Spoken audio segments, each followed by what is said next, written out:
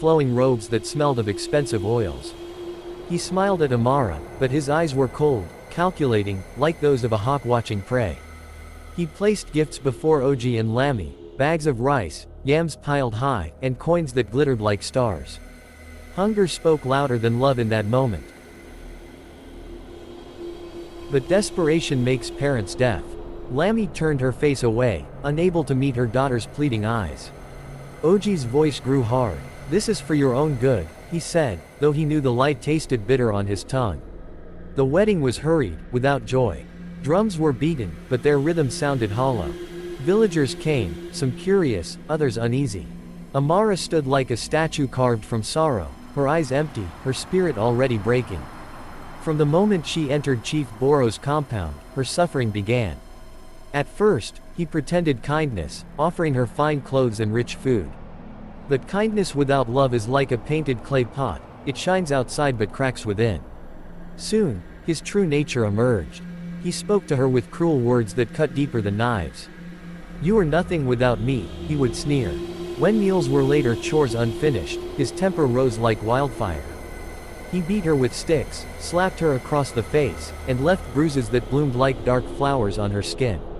She became pregnant within months, her young body not yet ready for the burden. Instead of care, she received neglect. Instead of comfort, she received insults. Even while carrying his child, Chief Boro showed no mercy. "You were lazy," he shouted when she moved slowly. "You were useless," he spat when she asked for help. Loneliness swallowed her. Her laughter disappeared. Her dreams faded into dust.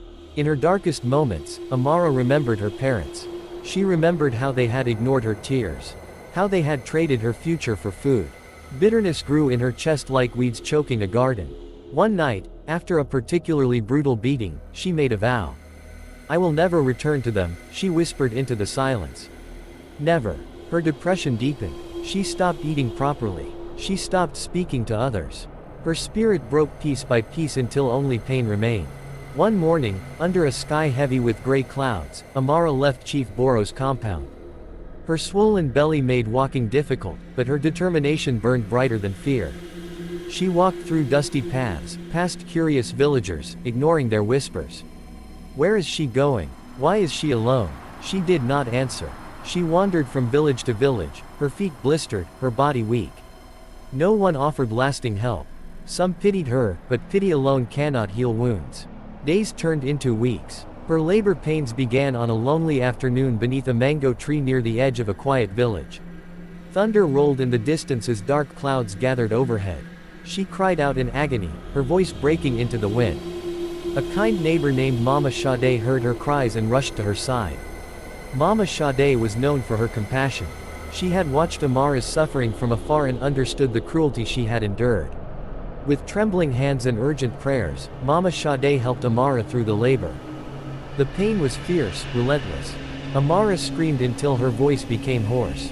Rain began to fall, drenching the earth as if the heavens themselves wept. At last, a baby's cry pierced the storm.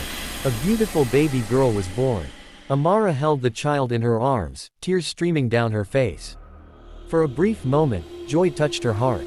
"My daughter," she whispered weakly. "You will live the life I could not."